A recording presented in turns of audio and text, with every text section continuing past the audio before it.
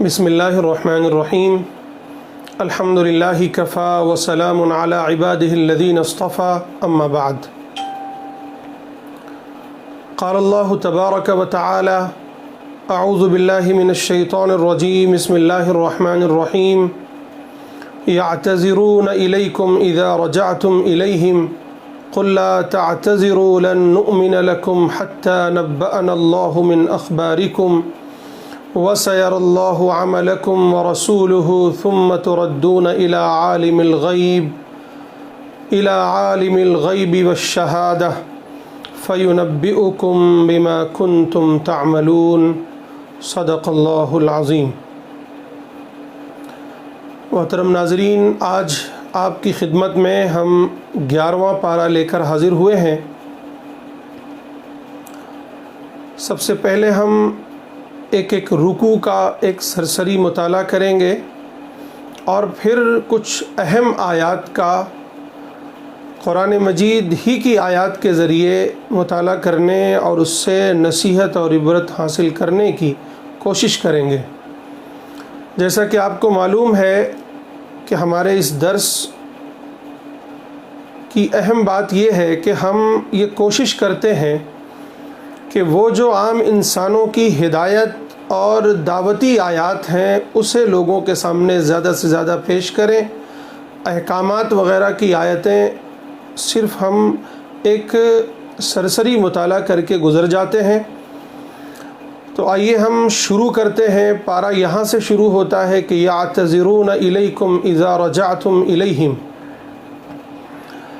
اصل میں 10ویں پارے سے ہی اس کے اخیر میں یہ بات کل عرض کی گئی تھی کہ اللہ تبارک و تعالی نے غزوہ تبوک میں گویا تمام مسلمانوں سے اس جہاد میں شرکت کا حکم فرمایا تھا۔ اللہ کے نبی نے یہ اذن عام فرمایا تھا کہ جس کے پاس جو ہے وہ اللہ کی راہ میں لے کر نکل آئے۔ اب اس میں جو منافقین تھے انہوں نے تو پہلے ہی کوئی عذر پیش کر دیا، یا یہ کہ بعد میں اللہ کے نبی کے سامنے آ کر کے انہوں نے بڑی قسمیں کھائی، بڑی عذر پیش کیے۔ تو یہ جتنے لوگ بھی غزوہ تبوک میں نہیں شریک ہو سکے ان میں گویا اگر ہم تفصیل سے دیکھیں تو 4 قسم کے لوگ تھے۔ ان میں سے 2 مومن تھے جو اچھے سچے ایمان والے تھے، وہ بھی نہیں جا سکے تھے، یعنی 2 گروہ مومنوں کا تھا، ایمان والوں کا تھا، بقیہ منافقین کا تھا۔ تو یہاں اسی کا بیان چل رہا ہے، اس کی تفصیلات ہیں۔ آپ قرآن مجید کی ان آیات کو جب پڑھیں گے تو آپ کو اندازہ ہو جائے گا۔ ہم سب سے پہلا رکوع 11ویں پارے کا یہاں سے شروع کریں گے کہ والسابقون الاولون من المہاجرین والانصار والذین اتبعوهم بإحسان رضی اللہ عنہم ورضوا عنہ وأعد لهم جنات تجری تحتها الانہار خالدین فیہا ابدا ذلک الفوز العظیم۔ یہ جو پہلا رکوع ہے اس میں 2 کردار کا بیان ہے، ایک تو صحابہ اکرام کے کردار کا اور دوسرے منافقین کے کردار کا۔ گویا ایک کردار وہ ہے جو ہدایت کا ہے اور ایک کردار، ایک رول ہے جو ہدایت کے بجائے گمراہی کا ہے، نفاق کا ہے، مکاری کا ہے۔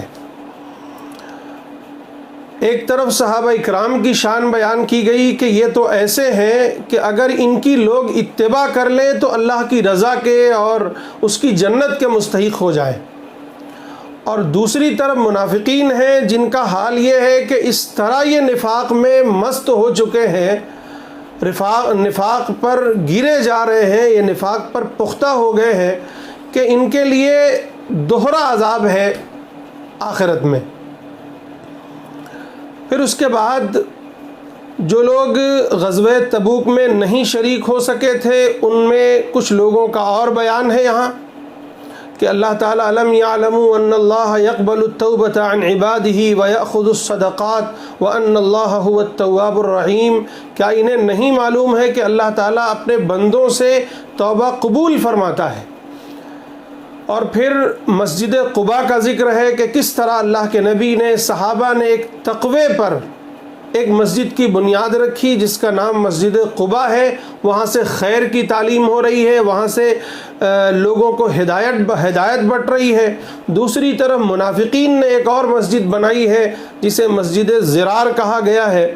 یہ لوگ نفاق پر، دھوکہ دہی پر، لوگوں کو گمراہی پر، لوگوں کو نفاق پر آمادہ کرنے اور اللہ اور اس کے رسول کی دشمنی پر آمادہ کرنے کے لیے یہ مسجد بنا رہے ہیں، اس لیے اس کی مذمت آئی ہے اور یہ بتایا گیا ہے کہ تقوی کا انجام کیا ہوتا ہے اور اللہ کی نافرمانی کا انجام کیا ہوتا ہے۔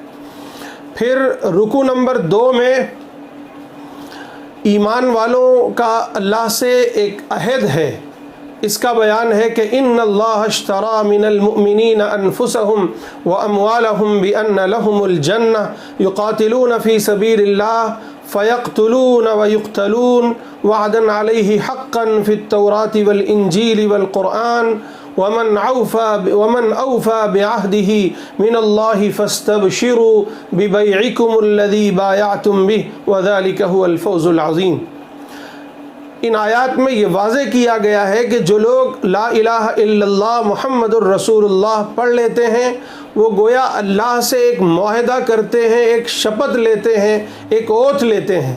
کس بات کا؟ کہ پروردگار میری جان، میرا مال، میرا سب کچھ تیرا ہے، اب میں تیری راہ میں تیرے دین کی سربلندی کے لیے، تیرے لیے، تیرے نام کی بلندی کے لیے، تیرے بندوں کی خیر خواہی کے لیے میں اپنا سب کچھ قربان کرنے کے لیے تیار ہوں۔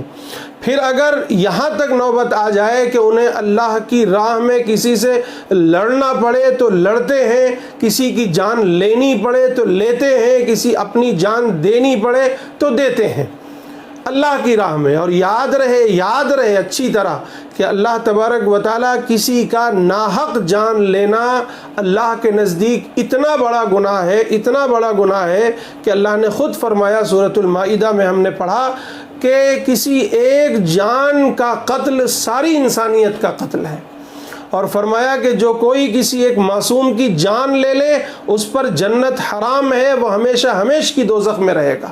اس لیے یہاں جو کہا جا رہا ہے کہ وہ اللہ کی راہ میں جہاد کرتے ہیں یا تو کسی کو قتل کرتے ہیں یا خود قتل ہو جاتے ہیں، تو یہ ان لوگوں سے ہے جو سرکش ہیں، جو سماج میں عدل و انصاف کے بجائے ظلم و ستم ڈھانا چاہتے ہیں، انسانوں کو غلامی کی زنجیروں میں جکڑنا چاہتے ہیں، اللہ کے دین کو، اس کی توحید کو روکنا چاہتے ہیں، اللہ کے نبیوں اور اللہ کے ان خاص بندوں سے جنگ کرتے ہیں، انہیں ایمان و یقین سے روکنا چاہتے ہیں اور شیطان کے ایجنٹ ہیں۔ ایسے لوگوں سے کہا جا رہا ہے۔ اور پھر ایسے لوگوں کا جو کردار ہے یہ پہلے تورات میں بھی بیان ہو چکا ہے، انجیل میں بھی بیان ہو چکا ہے اور پھر اس قرآن میں بھی ہے۔ جو لوگ اپنے اللہ سے کیے ہوئے اس عہد کو پورا کر دیتے ہیں تو اللہ تعالیٰ فرماتا ہے کہ یہ تم نے ایسی بے کی ہے، ایسی تجارت کی ہے جس تجارت پر اللہ کی طرف سے تمہارے لیے خوشخبری ہے، اور یہ سب سے بڑی کامیابی ہے۔ پھر اس کے بعد جو اللہ کے خاص بندے ہیں ان کا ذکر ہے، انشاءاللہ یہ آیات ہم تفصیل سے بعد میں پڑھیں گے۔ پھر مشرکین کے لیے دعائے مغفرت کسی نبی کے لیے بھی جائز نہیں ہے، درست نہیں ہے کہ کسی مشرک کے لیے دعائے مغفرت کی جائے۔ اللہ کے نبی نے کی تھی تو اللہ کے نبی کو پھر اس کے بعد روک دیا گیا۔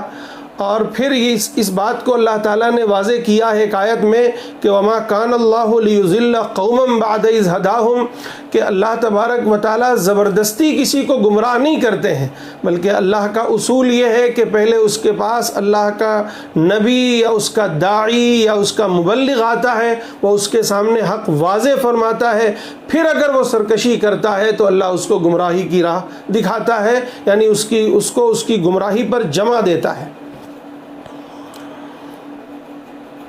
پھر آگے ہے کہ اللہ تبارک لقد تاب اللہ علی النبی والمہاجرین والانصار الذین اتبعوه فی ساعۃ العسرہ، یہاں یہ بتایا گیا ہے کہ اللہ تبارک و تعالیٰ نے کس طرح نبی صلی اللہ علیہ وسلم پر اور آپ کے صحابہ پر کس طرح نظر عنایت فرمائی ہے۔ پھر خاص طور سے غزوہ تبوک میں صحابہ میں سے ایک گروہ تو وہ تھا جو پہلے ہی توبہ کر چکا تھا، تو اللہ نے اس کی توبہ پہلے ہی قبول کر لی۔ ایک گروہ وہ تھا جس میں حضرت ابی ابن کعب وغیرہ تھے، 3 صحابی تھے، بڑے مخلص صحابی تھے، لیکن سستی کاہلی کی وجہ سے وہ غزوہ تبوک میں شریک نہ ہو سکے۔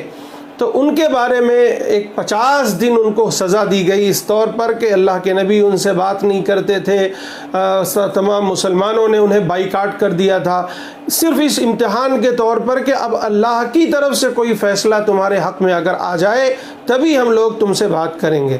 تو اللہ کی طرف سے فیصلہ آ گیا کہ وَعَلَى الثَّلَاثَةِ الَّذِينَ خُلِّفُوا حَتَّى إِذَا ضَاقَتْ عَلَيْهِمُ الْأَرْضُ بِمَا رَحُبَتْ وَضَاقَتْ عَلَيْهِمْ أَنفُسُهُمْ وَظَنُّوا أَن لَّا مَلْجَأَ مِنَ اللَّهِ إِلَّا إِلَيْهِ ثُمَّ تَابَ عَلَيْهِمْ لِيَتُوبُوا إِنَّ اللَّهَ هُوَ التَّوَّابُ الرَّحِيمُ کہ یہ 3 لوگ جو پیچھے رہ گئے تھے جنگ سے، ان پر زمین اپنی باوجود وسعتوں کے تنگ ہو گئی تھی، ان کی اپنی جانیں ان پر شاک گزرنے لگی کی تنگ ہو گئی تھی۔ انہوں نے گمان کر لیا تھا کہ اب تو اللہ کے علاوہ کوئی اور ملجا و ماوا نہیں ہے، کوئی ہماری داد رسی نہیں کر سکتا۔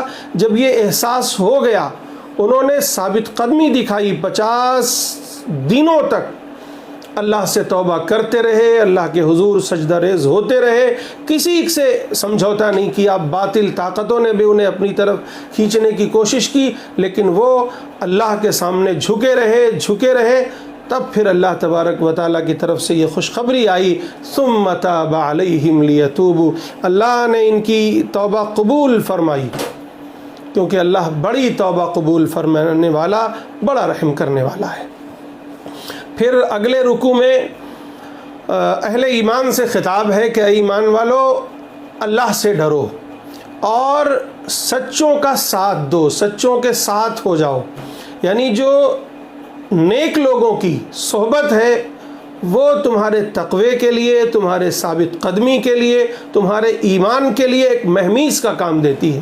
یاد رکھیے، صحبت صالح ترا صالح کنت، صحبت طالح کنت طالح ترا طالح کنت، کہ جب کوئی بندہ کسی نیک بندے کی صحبت اختیار کرتا ہے تو وہ صالح اور نیک بنتا ہے، لیکن جب کوئی بندہ کسی برے شخص کی صحبت اختیار کرتا ہے تو وہ برا بنتا ہے۔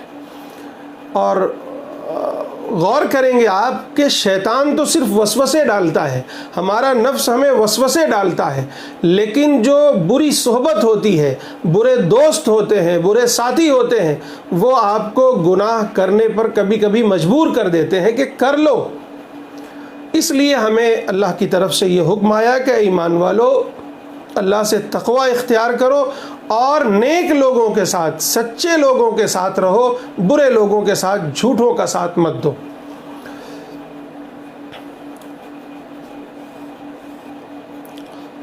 پھر اس کے بعد یہ واضح کیا گیا ہے کہ نبی کریم صلی اللہ علیہ وسلم کی محبت تمہیں اپنی جان سے بھی زیادہ بڑھ کر ہونی چاہیے۔ پھر ایک آیت ہے جس میں یہ بتایا گیا ہے کہ علم دین اور دعوت کی اہمیت کتنی اہم ہے، کہ وما كان المؤمنون لينفروا كافة فلولا نفر من كل فرقة منهم طائفة ليتفقهوا في الدين ولينذروا قومهم إذا رجعوا إليهم لعلهم يحذرون، کہ مسلمانوں کو چاہیے کہ وہ ان میں سے کم ایک جماعت ایسی ہو جو علم دین حاصل کرے، پھر وہ واپس جا کر اپنی قوم میں انہیں ڈرائے، ان پر دعوت اور تعلیم اور تزکیے کا کام کرے۔ پھر اگلے رکوع میں جو ہے اہل ایمان سے خطاب ہے کہ تم جنگ کرو ان کافروں سے جو تمہارے قریب ہیں۔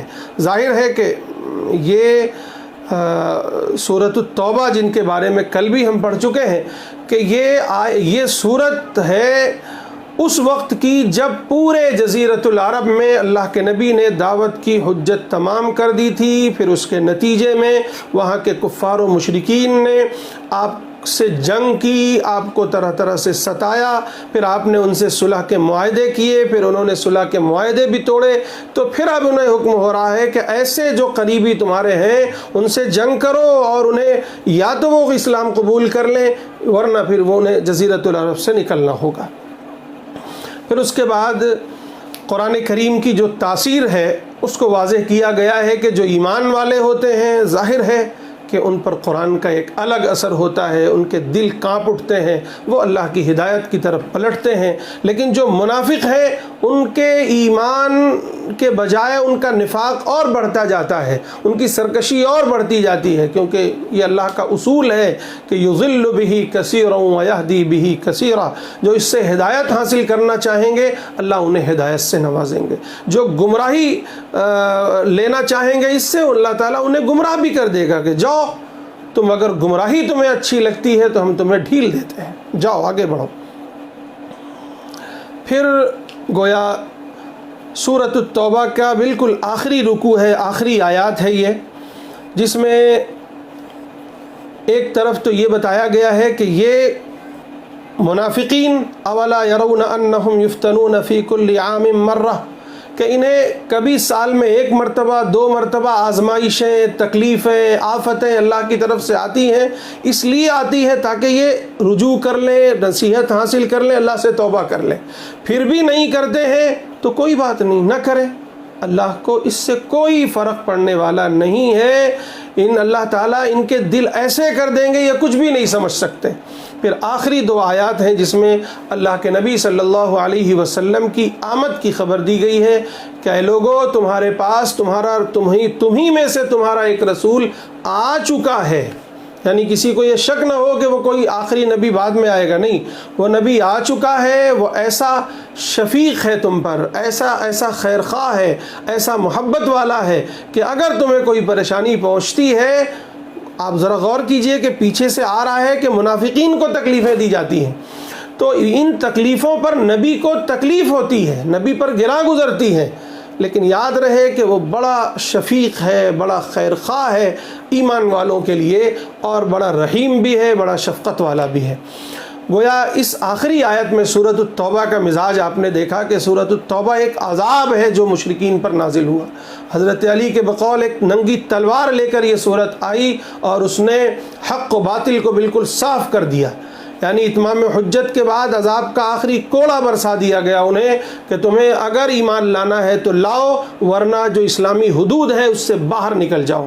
اہل کتاب کو بھی کہہ دیا گیا کہ اگر تمہیں یہاں رہنا ہے مسلمانوں کے ساتھ، کیونکہ مسلمانوں کا اقتدار قائم ہو چکا ہے، اگر تمہیں رہنا ہے تو جزیہ دینا پڑے گا، ورنہ تم بھی اللہ سے جنگ کے لیے تیار ہو جاؤ. ایسی کیفیت میں یہ صورت نازل ہوئی ہے. یاد رکھیے اس کو کامن نہ لیا جائے، اس صورت کے مفاہیم کو عام نہ لیا جائے. مثلا آج ہندوستان کی جو صورتحال ہے اس میں بعض لوگ یہ آیتیں پیش کر رہے ہیں، ہرگز ایسا نہیں ہے. قرآن مجید کی ایک ایک آیت کا کوئی نہ کوئی پس منظر ہے. قرآن مجید جہاں اللہ کی طرف سے ہدایت نامہ ہے، وہیں اسلامی تاریخ کا ایک بہت ہی سنہرا باب ہے، ایک مستند تاریخ ہے اسلام کی اور اللہ کے نبی کی سیرت کی. اس لیے جب تک ہم اللہ کے نبی کی سیرت سے، ان کی سنت سے، ان کی جیونی سے ہم ان آیت کو نہیں سمجھیں گے، اس وقت تک یہ سمجھے کہ ہمیں قرآن صحیح طور پر سمجھ میں آ گیا بہت مشکل ہے. اب یہ تو گویا سورت کا مزاج تھا. اب اسلام کا یا نبی کا، اللہ کا صحیح مزاج کیا ہے؟ اللہ عام طور پر اس کو اخیر میں بیان کر دیا گیا کہ اے تمام انسانوں، تمہارے پاس تمہارا ہی رسول تمہارے ہی پاس آ گیا ہے. تمہیں جو بھی تکلیفیں پہنچتی ہیں وہ تو اسے بہت تکلیف دیتی ہیں. ایسا نہیں کہ تمہیں وہ عذاب دینے آیا ہے، تمہیں تو عذابوں سے بچانے آیا ہے وہ. اور اگر ایمان لاتے ہو تو اور زیادہ شفیق ہے تم پر، رحم کرنے والا ہے وہ. پھر بھی اگر تم پھر جاتے ہو تو اے نبی آپ اعلان کر دیجئے حسبی اللہ، میرا رب میرے لیے کافی ہے. تم ایمان لاؤ نہ لاؤ، میرے خلاف جنگ کرو یا کچھ بھی کرو، ہم تمہارے محتاج نہیں ہیں، ہم تمہارے در پہ نہیں ہیں، ہم تمہارے پیچھے نہیں ہیں. اللہ میرا کارساز ہے، وہی ہے، اور اسی پر میں بھروسہ رکھتا ہوں، وہی ہے جو عرش عظیم کا مالک ہے. یہ گویا سورۃ التوبہ کی تکمیل ہوئی یہاں. اب اس کے بعد سورہ یونس ہے. 5ویں رکوع سے سورہ یونس شروع ہے. سورہ یونس آپ جانتے ہیں کہ ایک نبی گزرے ہیں، حضرت یونس علیہ السلام. ان کے نام سے یہ منسوب ہے کیونکہ ان کا اور ان کی قوم کا ذکر بھی ہے اس صورت میں. اس صورت میں یہ صورت مکی دور کی بالکل آخری صورتوں میں ہے.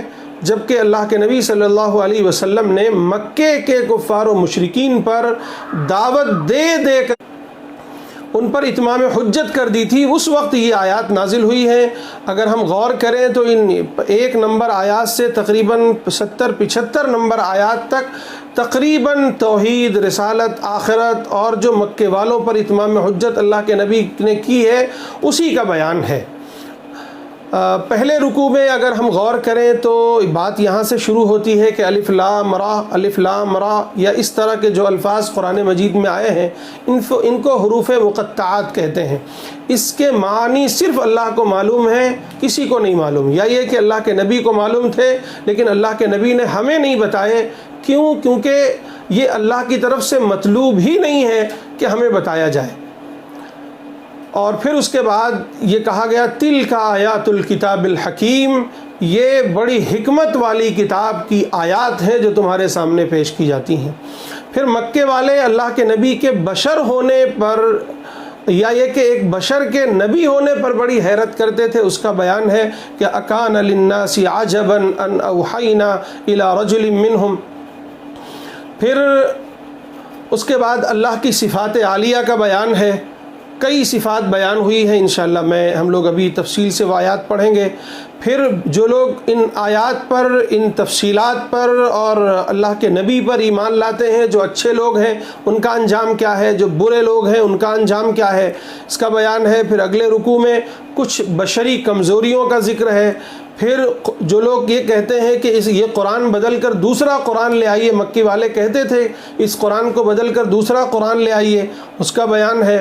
پھر جو لوگ اللہ کو چھوڑ کر طرح طرح کے لوگوں کو اپنا سفارشی بنا کر رکھے ہیں کہ یہ ہماری سفارش کر دیں گے، وہ ہماری سفارش کر دیں گے، اس کا بیان ہے۔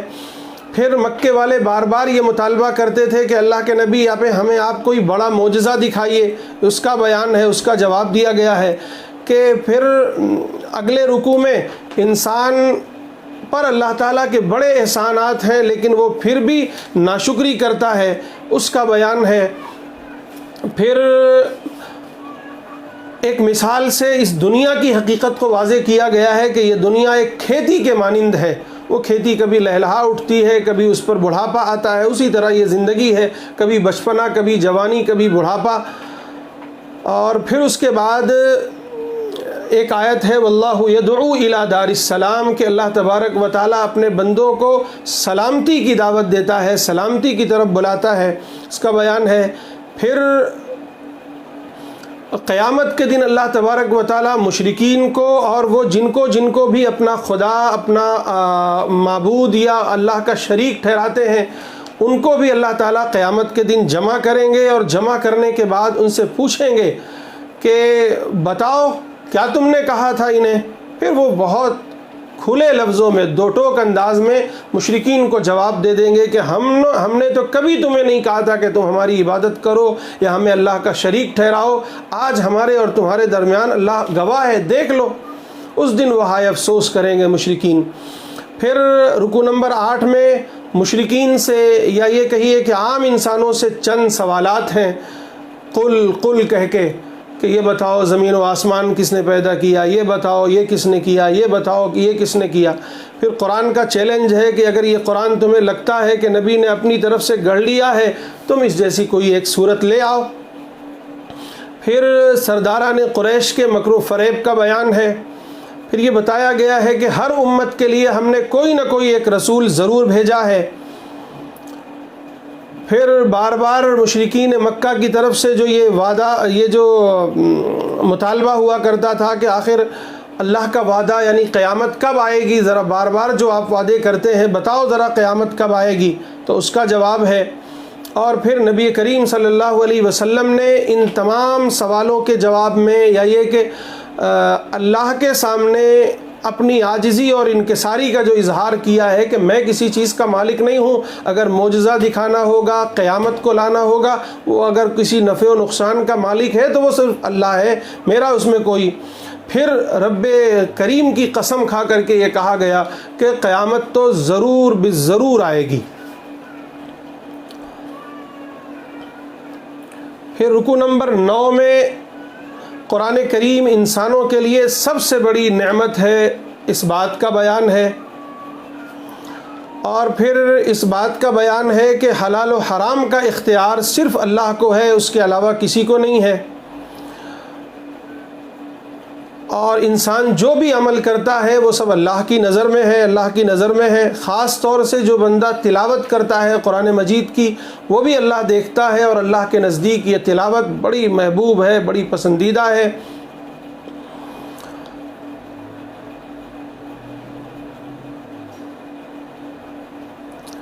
پھر یہ واضح کیا گیا ہے کہ اللہ کے دوست کون لوگ ہیں۔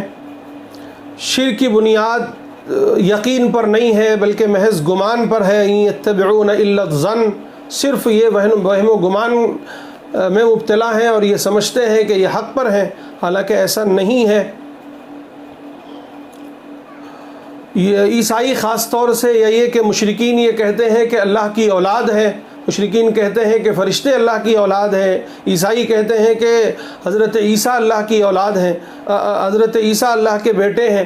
تو یہاں برات کا اظہار کیا گیا ہے کہ ہرگز نہیں، اللہ تبارک و تعالیٰ کو کوئی اولاد نہیں ہے، اللہ تعالیٰ اس سے بالکل پاک ہے، اس کی نہ اولاد کی اس کو ضرورت ہے نہ ایسا ہے۔ پھر حضرت نوح علیہ السلام کا واقعہ بیان ہوا ہے۔ حضرت نوح علیہ السلام نے جو دعوت دی ہے اپنی قوم کو، جو ان کی تقریر ہے، اس کا بیان ہے۔ پھر اللہ نے کس طرح سرکشوں کے دلوں پر مہر لگا دی ہے یا لگا دیتے ہیں، جو لوگ نبیوں کی دعوت پر یا اس کے کلام کے آ جانے کے بعد، دعوت کے واضح ہو جانے کے بعد سرکشی یا ہٹ دھرمی کرتے ہیں، اللہ ان پر مہر لگا دیتا ہے۔ پھر حضرت موسیٰ اور فرعون کی جو کشمکش رہی، جو ہم پیچھے پڑھ چکے 9ویں پارے میں، اس کی تفصیلات ہیں کہ کس طرح حضرت موسیٰ نے دعوت دی، فرعون نے نکارا، فرعون نے انکار کیا، پھر کہا کہ کوئی معجزہ دکھاؤ۔ حضرت ابراہیم نے معجزہ، حضرت موسیٰ نے معجزہ دکھایا، اور اس معجزے کے نتیجے میں درباریوں نے کہا یہ تو جادو ہے۔ پھر جادوگروں کو اکٹھا کیا گیا، پھر سارے جادوگروں نے جو ہے اپنے کرتب دکھائے، حضرت موسیٰ نے اپنا معجزہ دکھایا، اور پھر وہ سب جادوگر ناکام ہوئے، سب سجدے میں گرے۔ یہ پوری تفصیلات ہیں۔ پھر اس کے بعد کس طرح اللہ تعالیٰ نے فرعون کو ہلاک کیا، اس بات کا بھی بیان ہے کہ فرعون کو ہلاک کرنا اتنا آسان نہیں تھا، لیکن اللہ تبارک و تعالیٰ کے لیے بالکل آسان تھا کہ ادھر جو ہے اس سمندر میں داخل ہوا، اور اللہ نے جو ہے وہ بڑی آسانی سے پانی کو حکم دیا اور وہ مل گیا، اور پھر اس طرح سے وہ ہلاک ہو گیا۔ تو اس بات کا بیان ہے 2-3 رکوعوں میں خاص طور سے۔ پھر خاص طور سے جو فرعون کو ہلاک کیا گیا، وہ آیت ہم پڑھ لیتے ہیں کہ وجاوزنا ببنی اسرائیل البحر، کہ ہم نے سمندر سے بنی اسرائیل کو گزارا، فاتبعہم فرعون، پھر ان کے پیچھے جو ہے وہ فرعون چلا، اس کا لشکر چلا۔ ہوا یہ تھا کہ مصر میں اللہ کے نبی حضرت موسیٰ اور ہارون وہ آئے، ایک طرف بنی اسرائیل تھے اور ایک طرف فرعون اور اس کی قوم تھی۔ تو حضرت موسیٰ اور ہارون کو اللہ نے فرعون کے پاس بھیجا کہ جاؤ اسے توحید کی دعوت دو، اسے بتاؤ کہ تمہارا ایک خدا ہے، اس کی بندگی کرو، وہی سب کچھ کرنے والا ہے۔ فرعون نے خود خدائی کا دعویٰ کر رکھا تھا، اس کی خدائی کی نکیر کرو۔ حضرت موسیٰ نے جا کر ایسا کیا، جب ایسا نہیں ہوا، وہ ایمان نہیں لایا، تو اس کے نتیجے میں پھر حضرت موسیٰ نے کہا کہ کم سے کم بنی اسرائیل کو ہمارے ساتھ بھیج دو۔ وہ اس پر بھی تیار نہیں تھا، کیونکہ بنی اسرائیل کو اس نے غلام بنا رکھا تھا۔ پھر اللہ کے حکم سے ایک دن حضرت موسیٰ نے بنی اسرائیل کو لے کر وہاں سے نکل پڑے، اور آ کر کے بحر احمر کے قریب جو ہے وہاں ایک سمندر پڑ گیا۔ تو اب قوم پریشان ہوئی کہ اللہ ہے موسیٰ، آپ نے کہاں ہمیں پھنسا دیا کہ آگے سمندر ہے، پیچھے فرعون ہے۔ تو اس وقت اللہ کے نبی حضرت موسیٰ نے دعا کی، اور پھر اللہ کے حکم سے اپنا عصا جو ہے اس پانی پر مارا، تو 12 راستے بن گئے۔ جو 12 قبائل تھے بنی اسرائیل کے، وہ سب کے سب وہاں سے آسانی سے پار ہو گئے۔ اسی کو یہاں واضح کیا ہے قرآن نے کہ وجاوزنا ببنی اسرائیل البحر فاتبعہم فرعون وجنودہ۔ ہم نے بنی اسرائیل کو سمندر سے جب گزار دیا تو فرعون اس کا لشکر بھی سرکشی کرتا ہوا، دشمنی میں بھرا ہوا، دشمنی کرتا ہوا حضرت موسیٰ اور بنی اسرائیل سے پہنچا، حتیٰ اذا ادرکہ الغرق، پھر وہی نتیجہ ہوا کہ اللہ کے حکم سے وہ پانی چل پڑا اور راستے ختم ہو گئے۔ اب بیچ دریا میں فرعون اور اس کی قوم غرق ہونے لگی۔ جب فرعون غرق ہونے لگا تو اس نے کہا قال آمنت انہ لا الہ الا الذی آمنت بہ بنو اسرائیل وانا من المسلمین۔ اب آخری وقت جب اس نے عذاب کو دیکھ لیا، اسے یقین ہو گیا کہ اب میری ہلاکت یقینی ہے، تب وہ ایمان لایا اور اس نے کہا کہ میں اس خدا پر ایمان لاتا ہوں جس پر بنی اسرائیل ایمان لایا ہے، میں تو مسلمانوں میں سے ہوں۔ پھر اللہ تعالیٰ کی طرف سے آیا الآن وقد عصیت قبل وکنت من المفسدین، اب تمہیں ہوش آیا ہے، اس سے پہلے تم میری نافرمانی کرتے رہے اور زمین میں فساد برپا کرتے رہے۔ پھر اللہ نے کہا فَالْيَوْمَ نُنَجِّيكَ بِبَدَنِكَ لِتَكُونَ لِمَنْ خَلْفَكَ آیَةً، اگر تمہیں آج اپنے جسم کی پرواہ ہے تو میں تمہارے بدن کو نجات دے دوں گا تاکہ یہ تمہارا بدن تمہارے پیچھے آنے والوں کے لیے ایک بڑی نشانی اور نشان عبرت بنے۔ اور یاد رہے کہ لوگوں میں سے بہت سے لوگ ایسے ہیں جو ہماری آیات سے، ہمارے احکامات سے غافل ہیں۔ یعنی یہ بتا دیا گیا کہ اے انسانوں کی اکثریت ہمیشہ ہمارے احکامات سے، ہماری آیات سے، ہمارے کلام سے یا ہمارے نبیوں کی تعلیمات سے، ہماری تعلیمات سے حالت غفلت میں ہوتی ہے۔ تو یاد رہے کہ ان کا بھی انجام یہی ہونے والا ہے کہ انہیں بھی ایک دن موت دبوچ لے گی، یا تو دنیا میں کوئی بیماری پکڑ لے گی، یا کہیں ہلاکت ہو جائے گی، یا فطری موت آ جائے گی، تب انہیں یقین آئے گا کہ اللہ کے سارے وعدے، نبیوں کے سارے وعدے، قرآن کے سارے وعدے، اللہ کی کتاب کے سارے وعدے سچے ہوتے ہیں۔ پھر اس دن وہ کہیں گے کہ اللہ ہمیں مہلت دے دے، یا آج ہم ایمان لاتے ہیں تو اس دن ان سے یہی کہا جائے گا کہ ہرگز نہیں، اب تمہیں مہلت نہیں دی جائے گی۔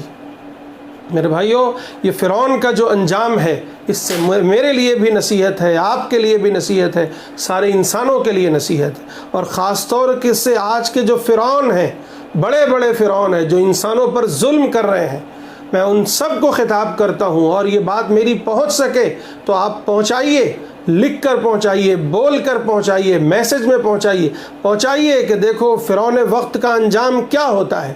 اگر تم اللہ کے بندوں پر ظلم کرو گے اور یہ سمجھو گے کہ اس زمین کے سفید و سیاہ کے مالک تم ہو، اور اللہ پر ایمان نہیں لاؤ گے، اللہ کے خلاف بغاوت کرو گے، تو تمہارا انجام بھی اسی فرعون کی طرح ہوگا کہ اللہ کا عذاب آئے گا، اور اللہ کا عذاب نہ بھی آئے اور فطری موت ہی آئے تو تمہیں یاد آئے گا کہ کاش کہ یہ زندگی میں نے اللہ کی بندگی میں گزاری ہوتی، اور پھر تمہارا ٹھکانہ جہنم ہے جس کا انتظار ہے۔ آج یہ فرعون کا بدن، فرعون کی یہ لاش مصر کے میوزیم میں رکھی ہوئی ہے اور دنیا کے لیے نشان عبرت ہے۔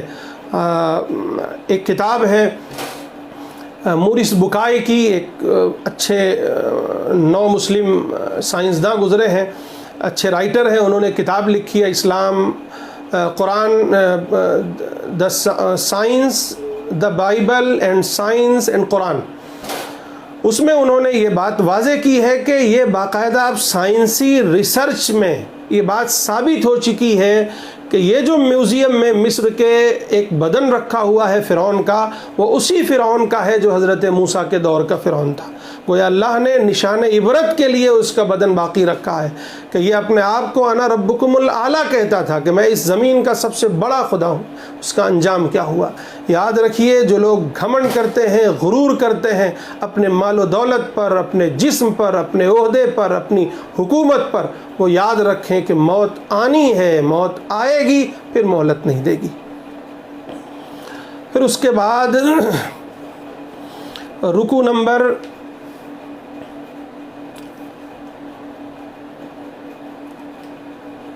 9 میں ہم دیکھیں تو یہ بتایا گیا ہے کہ بنی اسرائیل پر اللہ تعالیٰ نے بہت سی نعمتیں اتاری تھیں، لیکن ان نعمتوں کے مقابلے میں انہوں نے ناشکری کی ہے۔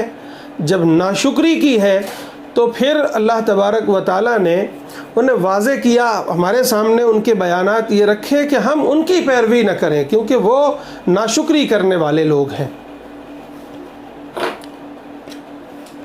پھر رکوع نمبر 13 ہے جس میں قریش مکہ کی جو پیشکش تھی، خاص طور سے ان کی پیشکش یہ تھی کہ اللہ کے نبی کی خدمت میں ایک مرتبہ تمام سرداران جب تمام پیشکش کر کے ہار گئے تو ایک پیشکش یہ لے کر آئے کہ ایسا کرتے ہیں کہ آپ ہمارے معبود کی کچھ دنوں تک عبادت کر لیں اور ہم آپ کے معبودوں کی عبادت کر لیں گے، یعنی ایک سمجھوتا کر لیتے ہیں، بین رکھتے ہیں کہ آپ ہمارے معبودوں کو برا بھلا نہ کہیں، آپ ہمارے معبودوں کی حقیقت لوگوں کے سامنے واضح نہ کریں، ان سے پہلو تہی اختیار کرنے اور انہیں چھوڑ کر ایک اللہ کی عبادت کی دعوت نہ دیں۔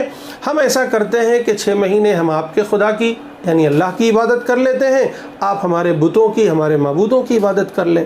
تو بہت صاف طور پر اللہ کی طرف سے یہ اعلان کر دیا گیا، قُلْ يَا أَيُّهَا النَّاسِ إِن كُنتُمْ فِي شَكٍّ مِّن دِينِي، اے نبی آپ کہہ دیجئے کہ اے تمام انسانوں، اگر تمہیں اس بات میں شک ہے کہ جو میرے پاس دین ہے اس دین کے حق ہونے میں کوئی شک ہے، تو یاد رکھو جن کی بھی تم اللہ کو چھوڑ کر پوجا کرتے ہو، عبادت کرتے ہو، میں ان کی عبادت نہیں کر سکتا، میں تو صرف اس اللہ کی عبادت کروں گا جو تمہیں ایک دن موت دینے والی ہے۔ کیا زبردست دعوت ہے، بتائیے کہ میں اس کی عبادت کرتا ہوں جو تمہیں موت کے گھاٹ اتارنے والی ہے، اور مجھے تو بس اس بات کا حکم ہے کہ میں مومن رہوں، میں اللہ پر ایمان لے آؤں۔ اب یہی اللہ کے نبی سے اور بھی خطاب ہے، وہ آیت ہم پڑھ لیتے ہیں کہ وَأَنْ أَقِمْ وَجْهَكَ لِلدِّينِ حَنِيفًا، اور یہ کہ مجھے یہ حکم ہوا ہے اللہ کی طرف سے کہ میں اپنا چہرہ، اپنے آپ کو خالص اللہ کے دین کے لیے وقف کر دوں، دنیا سے کٹ کر خالص اللہ کے سپرد کر دوں، اور میں مشرکوں میں سے نہ ہو جاؤں۔ اور مجھے یہ حکم ہے کہ اللہ کو چھوڑ کر ان لوگوں کو مت پکارو جو تمہیں نہ نفع دے سکتے ہیں نہ نقصان دے سکتے ہیں۔ اے انسانوں، یہ قرآن کی دعوت ہے تمہارے لیے کہ تم اللہ کو چھوڑ کر ان سے منتیں مت مانگو، انہیں قبول نہ کرو، ان کی عبادت نہ کرو، ان سے دعائیں نہ کرو، نہ جو نہ تمہارے لیے نفع کے مالک ہیں نہ نقصان کو، کہ اگر تم ایسا کرتے ہو تو تم ظالم ہوگے اور یہ ظلم اپنے آپ پر کرو گے۔ وَإِن يَمْسَسْكَ اللَّهُ بِضُرٍّ فَلَا كَاشِفَ لَهُ إِلَّا هُوَ، اگر اللہ تعالیٰ تمہیں کوئی نقصان پہنچانا چاہے تو کوئی نہیں ہے جو اس نقصان کو، اس مصیبت کو ٹال دے۔ ذرا غور کیجئے، آج جو کرونا وائرس کی وبا آئی ہوئی ہے، دنیا ہلاکت کے دہانے پر کھڑی ہوئی ہے، آج کوئی ہے جو اس وبا کو دور کر دے؟ بڑے بڑے سپر پاورز ہیں لیکن سب بے بس ہو گئے ہیں، سب بے بس ہو گئے ہیں۔ کیوں؟ کیونکہ اللہ کا یہ وعدہ ہے کہ وَإِن يَمْسَسْكَ اللَّهُ بِضُرٍّ فَلَا كَاشِفَ لَهُ إِلَّا هُوَ، اگر اللہ کی طرف سے کسی برائی کا فیصلہ، کسی تکلیف کا فیصلہ زمین والوں تمہارے لیے ہو جائے تو کوئی ٹال نہیں سکتا۔ گویا یہ اگر مصیبت جو آئی ہوئی ہے یہ اللہ کی طرف سے آئی ہے تو کوئی ٹال نہیں سکتا ہے۔ اس لیے اے تمام انسانوں، اپنے اللہ کو منا لو کیونکہ تمہارا اللہ تم سے ناراض ہے۔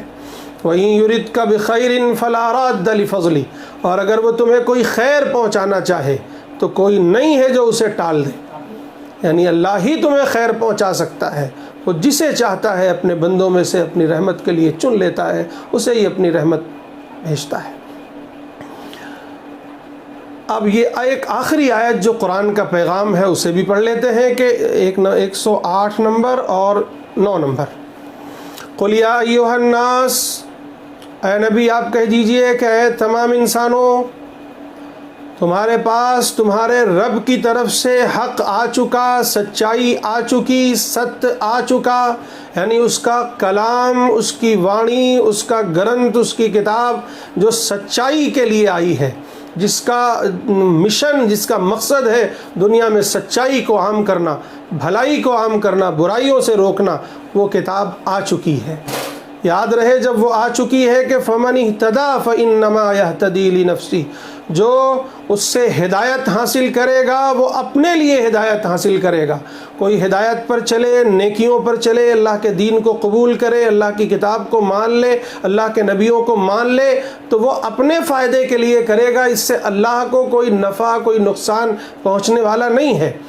وَمَنْ ضَلَّ فَإِنَّمَا يَضِلُّ عَلَيْهَا، اور جو ہدایت کے بجائے گمراہی کا راستہ اپنائے گا اس کی گمراہی کا وبال اسی کی جان پر جائے گا، اس کا نقصان اسی کو اٹھانا ہے، اللہ کو اس سے کوئی فرق نہیں پڑتا۔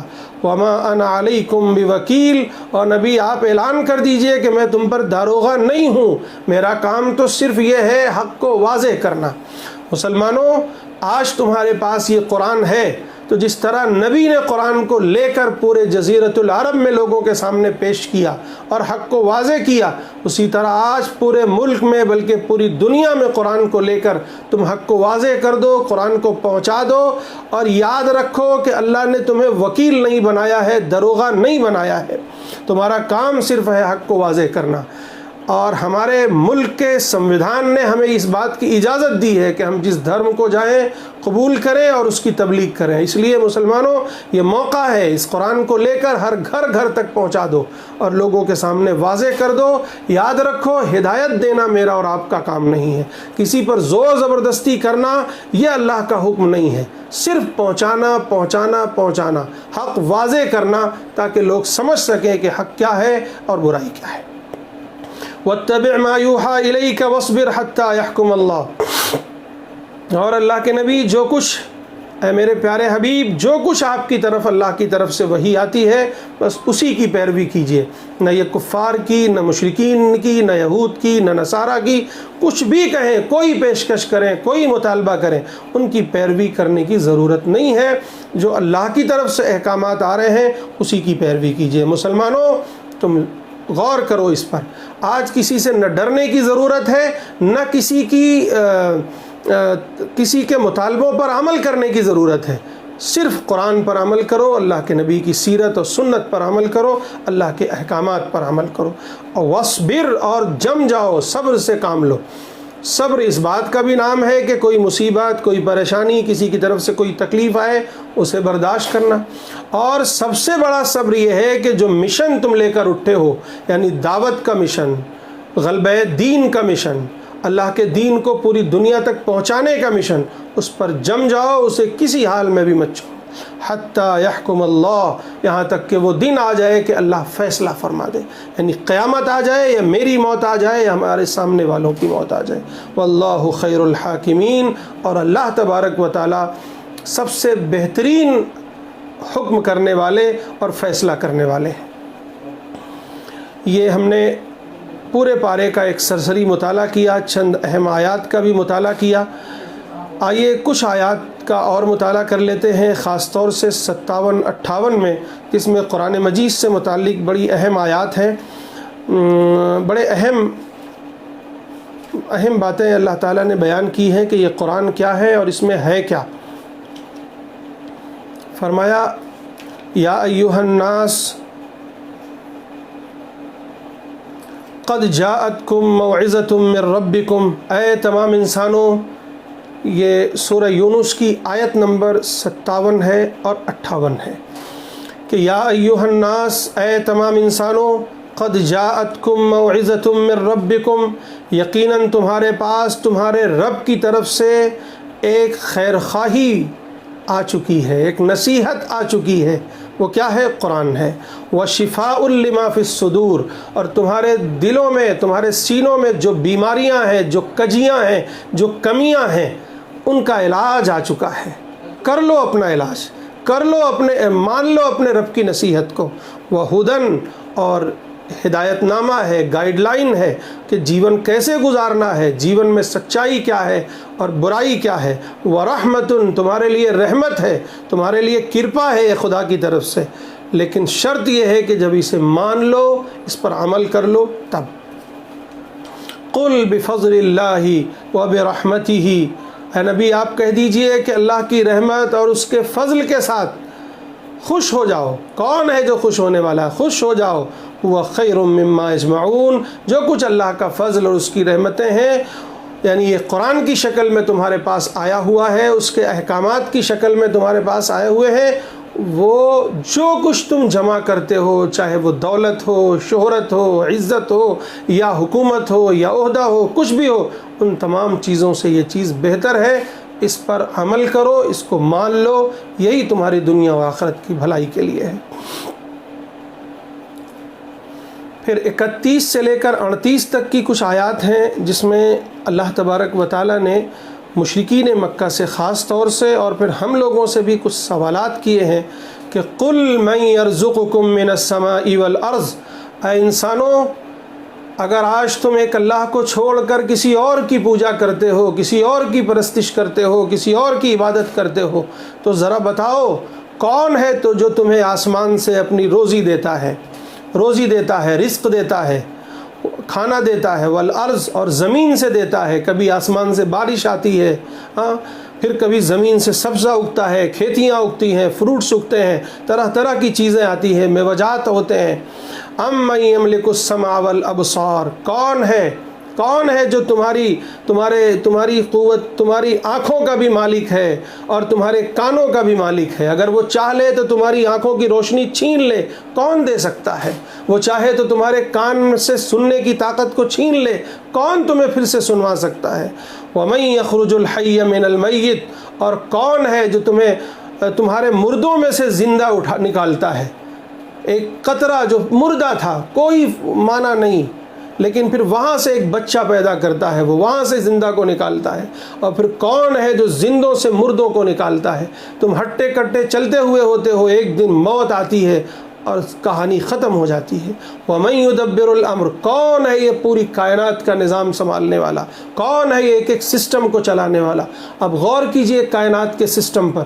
یہ اللہ کی ایک دعوت ہے قرآن مجید میں جو جگہ جگہ بتائی گئی ہے کہ اس کائنات میں ایک ایک چیزیں اللہ کی قدرت کا شاہکار ہیں، قدرت کی نشانیاں ہیں۔ اس کو دیکھو، اس کو پڑھو، اس پر غور کرو، اس کے نشانیوں کو دیکھو، اس کی باریکیوں کو دیکھو، تو پھر معلوم ہوگا کہ اس کا بنانے والا کتنا مہان ہے، اس کا بنانے والا کتنا عظیم ہے، اور پھر اس پر ایمان لے آؤ۔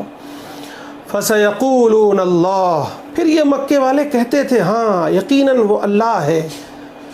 فَقُلْ أَفَلَا تَتَّقُونَ، یعنی عجیب بات ہے، یہ مکے والے کہتے تھے، آج ہمارے ہندوستان میں بھی آپ عام لوگوں کے پاس جائیے اور کہیے زمین و آسمان کس نے بنائے ہیں، تو وہ کہتے ہیں کہ اللہ ہی ہے، اوپر والا ہے، ایک ایشور ہے، لیکن پھر کیا ہوتا ہے؟ لیکن اس ایشور سے، اس اللہ سے ڈرتے نہیں ہیں، عبادت کسی اور کی کرتے۔ یہی حال مکے والوں کی تھی، تو ان سے کہا جا رہا ہے فَقُلْ أَفَلَا تَتَّقُونَ، جب تمہیں معلوم ہے کہ سب کچھ کرنے دھرنے والی ذات ایک اللہ کی ہے، تو پھر اس سے ڈرتے کیوں نہیں ہو؟ اس سے تقوی کیوں نہیں اختیار کرتے ہو؟ فَذَلِكُمُ اللَّهُ رَبُّكُمُ الْحَقُّ، یہ تو وہ اللہ ہے جو تمہارا رب ہے، تمہارا رب حقیقی ہے۔ یہ دعوت ہے انسانوں کے لیے، اے تمام انسانوں، آج اللہ تم سے کہہ رہا ہے کہ یہی وہ اللہ ہے جس نے زمین و آسمان کو بنایا، جس نے تمہیں مردہ سے زندہ بنایا، پھر تمہیں زندہ سے مردہ بنائے گا، پھر اس پوری کائنات کا سسٹم چلا رہا ہے۔ یہی وہ اللہ ہے جو سچا تمہارا رب ہے، حقیقی رب ہے، اسی کی عبادت کرو۔ فَمَاذَا بَعْدَ الْحَقِّ إِلَّا الضَّلَالُ، اور یاد رکھو سچائی کے علاوہ جو چیز بھی ہے وہ گمراہی ہے۔ یعنی کوئی چیز بین نہیں ہو سکتی، آدھا تیتر آدھا بٹیر، ایسا نہیں ہو سکتا۔ حق ہے یا تو باطل ہے، تو یا تو حق پہ آ جاؤ یا تو باطل کا اعلان کر دو، بیچ کی کوئی راہ نہیں ہے۔ نفاق کچھ بھی نہیں ہے، یہ گڑمٹ کچھ بھی نہیں ہے، دوگلا پن کچھ بھی نہیں ہے۔ اللہ کی نظر میں تو یا تو کوئی حق ہے یا تو کوئی باطل۔ حق اللہ ہے، اس کو مان لو، اور یعنی ایسا نہیں ہوگا کہ تم اللہ کو بھی مانو اور کروڑوں خداؤں کو بھی مانو، یہ نہیں ہو سکتا، وہ سب کے سب گمراہی ہے۔ فَأَنَّا تُصْرَفُونَ، کہاں پھرے جا رہے ہو، کہاں بھٹکے جا رہے ہو؟ كَذَلِكَ حَقَّتْ كَلِمَةُ رَبِّكَ عَلَى الَّذِينَ فَسَقُوا، اسی طرح اللہ تعالیٰ اپنے فیصلے فرما دیتا ہے، یعنی اپنے حق کو واضح کر دیتا ہے ان لوگوں پر جو گنہگار ہیں کہ أَنَّهُمْ لَا يُؤْمِنُونَ، وہ ایمان نہیں لائیں گے۔ یعنی سب کچھ جاننے کے بعد بھی انکار کریں تو اللہ کی طرف سے فیصلہ ہو جاتا ہے، مہر لگ جاتی ہے۔ قُلْ هَلْ مِن شُرَكَائِكُمْ، اے نبی آپ کہہ دیجئے کہ اے لوگو جن کو بھی تم اللہ کا شریک ٹھہراتے ہو، جن کو تم اللہ کو چھوڑ کر اپنا معبود بناتے ہو، تو ان میں سے کوئی ہے جو پیدا کر سکے، پہلی مرتبہ پیدا کر سکے، کسی ایک بچے کو اپنے ہاتھوں سے وجود بخش دے، کسی ایک درخت کو وجود بخش دے، کسی ایک زمین کو بنا دے، کسی ایک جانور کو بنا دے، کوئی یہاں ایک آنکھ پیدا کر دے، کوئی ہے؟ ثم یعید، پھر اسے پھر لوٹا دے، پھر اسے موت دے دے، پھر اسے لوٹا دے۔ قل اللہ، اے نبی آپ کہیے کہ وہ اللہ ہی ہے، یبدأ الخلق، جو تخلیق کی ابتدا کرتا ہے، وہی کریٹ کرتا ہے، وہی پیدا کرتا ہے، ثم یعید، پھر وہی اسے واپس کر دے گا، یعنی اسے ختم بھی کر دے گا۔ فَأَنَّا تُؤْفَكُونَ، کہ لوگوں کہاں بھٹک رہے ہو؟ قُلْ هَلْ مِن شُرَكَائِكُمْ، اے نبی آپ کہیے کہ اے لوگوں جن کو بھی تم خدا کو چھوڑ کر اپنا خدا بناتے ہو، خدا کا شریک بناتے ہو، خدا کا پارٹنر بناتے ہو، کہہ دو کہ کون ہے؟ ان میں سے کوئی ہے جو تمہیں سچائی کی تعلیم دیتا ہے، سچائی کی طرف، راہ راست کی طرف تمہیں ہدایت دے؟ کوئی ہے؟ قل اللہ، کہہ دو کہ وہ اللہ ہی ہے جو تمہیں یہدی للحق، حق کی ہدایت دیتا ہے۔ افمن یہدی الی الحق احق ان یتبع امن لا یہدی الا ان یہدی فما لکم کیف تحکمون۔ بس وہی زیادہ اس بات کا لائق ہے جو حق کی طرف دعوت دیتا ہے، حق کے راستے کی ہدایت دیتا ہے، اسی کی اتباع کرنی چاہیے، اس کی اتباع نہیں کرنی چاہیے جو ہدایت کی طرف نہیں کرتا ہے۔ تو یہ کچھ براہ راست بڑی اہم آیات تھی دعوت کی۔ آپ حضرات اسے خود بھی پڑھیں، سمجھیں اور اپنے انسانی بھائیوں تک پہنچانے کی کوشش کریں۔ پھر 24 نمبر اور 24 سے 27 نمبر آیات بھی پڑھیں گے کہ انما مثل الحیات الدنیا، کہ بے شک اس دنیاوی زندگی کی مثال ویسی ہے جیسے کما ان انزلناہ من السماء، کہ ہم آسمان سے کوئی پانی نازل کریں، فاختلط به نبات الارض، پھر اس سے مل کر زمین کے سبزے اگائیں، مما یأکل الناس، جس سے لوگ کھاتے ہیں، والانعام، جانور کھاتے ہیں، حتی اذا اخذت الارض زخرفها وزینت وظن اہلها انہم قادرون علیہا اتاها امرنا، پھر ایک دن وہ آئے کہ یہ زمین لہلہا اٹھے اور اپنی فصل بہار تک آ جائے، اور پھر لوگ یہ سمجھے کہ اب تو ہم اس کا غلہ، اس کے اناج پر ہم ہی قادر ہیں، جب چاہیں کاٹ لیں، جب چاہے اس سے کھا لیں، تو فوراً ہوتا کیا ہے کہ اللہ کا حکم آ جائے، اللہ کا کوئی عذاب آ جائے کسی دن یا کسی رات، پھر وہ سب کے سب کو ملیا میٹ کر دے، بھوسا بنا دے، پھر گویا ایسا ہی ہو جائے جیسے آج ایسا ہو گیا جیسے کل کچھ تھا ہی نہیں۔ تو پھر ہم اسی طرح ان لوگوں کے لیے اپنی آیات واضح کرتے ہیں، کھول کر بیان کرتے ہیں جو غور و فکر کرتے ہیں، تدبر کرتے ہیں۔ یعنی ہماری زندگی بھی ایسی ہی ہے، ہم پیدا ہوتے ہیں، پھر بچپنا ہوتا ہے، پھر جوانی ہوتی ہے، پھر انسان لہلہا اٹھتا ہے، گویا چاروں طرف سینے تان کر چلتا ہے، بڑی بڑی باتیں کرتا ہے، پھر ایک دن وہ آتا ہے کہ یہ کھیتی مرجھانے لگتی ہے، اور پھر ایک دن موت آتی ہے اور یہ اس دنیا سے چلا جاتا ہے۔ تو وہ دن آنے سے پہلے اب ظاہر ہے کہ کھیتی کرنے والا کسان وہی کامیاب ہے جس کو کھیتی کرنے کے بعد، فصل لہلہا اٹھنے کے بعد اس کو کاٹنے اور اس سے فائدہ اٹھانے اور اس کے لیے ایک ذخیرہ بڑا ملے، یعنی اس کا فائدہ، اس کا اجر ملے۔ ایسے ہی ہماری زندگی مفید اسی وقت ہے کہ جب ہمیں مرنے کے بعد جو کچھ بھی ہم نے کمایا ہے اپنی زندگی میں وہ سب دھرا دھرایا ملے، اور بشارت کے طور پر ملے کہ یہ دیکھو تمہاری نمازیں ہیں، تمہارے روزے ہیں، تمہاری دعوت ہے، تمہارے ذکر ہیں، تمہاری تلاوت ہے، تمہارے اذکار ہیں، یہ دیکھو تمہاری نیکیاں ہیں جو تمہیں جنت کی طرف لے جا رہی ہیں۔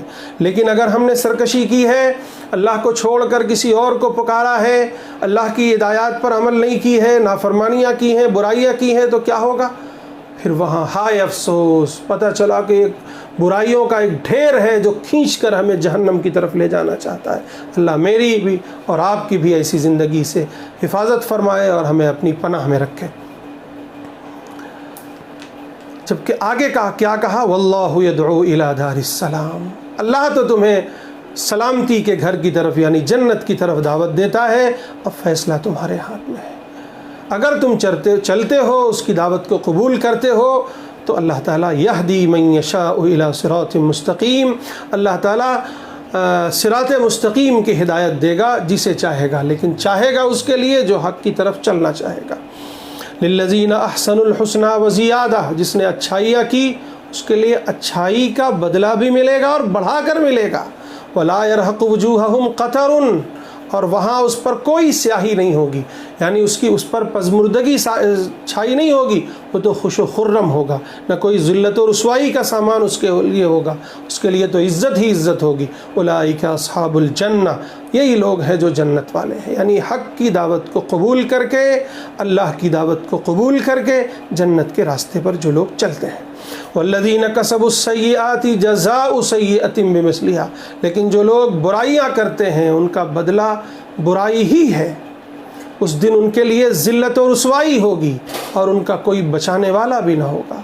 ان کے چہروں پر رات کی تاریکی ڈال دی جائے گی، رات کی تاریکی چھا دی جائے گی، ان کے چہرے سیاہ ہوں گے، پہچانے جائیں گے دور سے کہ یہ لوگ جہنمی ہیں۔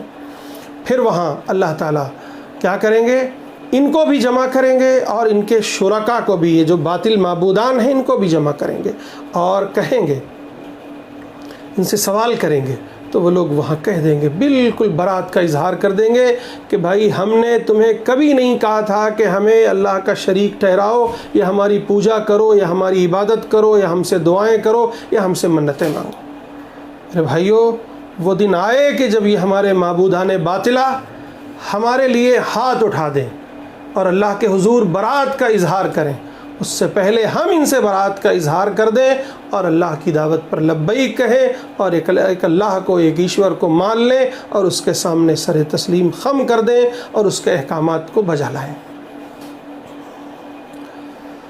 سورہ یونس کی کچھ ابتدائی آیات ہیں، آئیے ہم پڑھ لیتے ہیں۔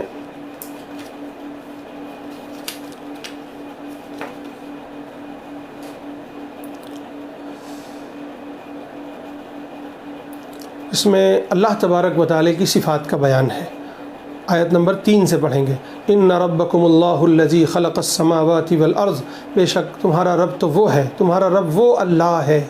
اللہ عربی میں نام ہے، آپ ایشور کہیں یا گاڈ کہیں، لیکن ہے وہی ایک ذات جس نے زمین و آسمان کو پیدا کیا 6 دنوں میں، پھر عرش پر متوجہ ہوا، عرش کی طرف مستوی ہوا، پھر وہی ہے جو تمام جہانوں کا نظام چلا رہا ہے، اس کی تدبیر کر رہا ہے۔ کون ہے جو اس کے پاس اس کی اجازت کے بغیر سفارش کرے؟ یعنی یاد رکھیے آپ، قیامت کا منظر وہ ہوگا کہ کوئی نبی بھی اس کی اجازت کے بغیر سفارش نہیں کر سکے گا، خواہ وہ کسی کو بھی آپ اپنا یہاں سفارشی بنا کے رکھیں، کوئی وہاں سفارش نہیں کر سکتا۔ ذالکم اللہ ربکم، یہ ہے تمہارا رب جو اللہ ہے، فاعبدوہ، اسی کی عبادت کرو، اسی کی اپاسنا کرو، اس کے علاوہ کسی اور کی اپاسنا، کسی اور کی عبادت مت کرو۔ افلا تذکرون، کیا اب بھی تمہیں نصیحت نہیں ملتی؟ اب بھی نصیحت نہیں کرتے ہو؟ الیہ مرجعکم جمیعا، اسی کی طرف تمہیں لوٹ کر جانا ہے، یاد رہے، اسی کی طرف تمہیں لوٹ کر جانا ہے، اور سب کو سب جانا ہے، کسی ایک کو نہیں، سب کے سب کو جانا ہے۔ وعد اللہ حقا، اللہ کا وعدہ سچا ہے۔ انہ یبدأ الخلق، وہی ہے جو پیدا کرتا ہے، وہی ہے جو دوبارہ زندہ کرے گا۔ لیکن یاد رہے کہ جو لوگ ایمان لائیں گے، اچھے اعمال کریں گے، اللہ ان کا انصاف سے ان کا بدلہ دے گا۔ لیکن جو لوگ کفر اختیار کریں گے ان کے لیے کھولتا ہوا پانی ہے اور دردناک عذاب ہے۔ ایک آیت خاص طور سے ہم پڑھیں گے، وہ آیت ہے التائبون العابدون الحامدون السائحون الراکعون الساجدون الآمرون بالمعروف والناہون عن المنکر والحافظون لحدود اللہ وبشر المؤمنین،